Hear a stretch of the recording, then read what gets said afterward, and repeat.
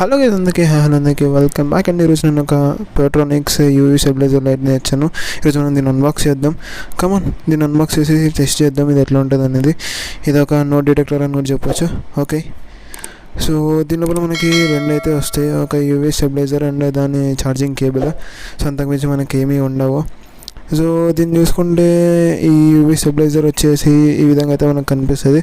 దీని charging cable అయితే ఇట్లా ఉంటుంది. అండ్ యా, ఇప్పుడు మనం దీన్ని ఒకసారి టెస్ట్ చేద్దాం.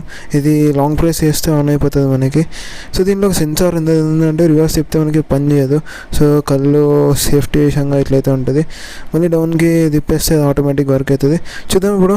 సో ఒక నోట్ అయితే తీసుకుంటున్నాను, 10 రూపీస్ నోట్. అండ్ దీనిపైన టెస్టింగ్ చేద్దాం.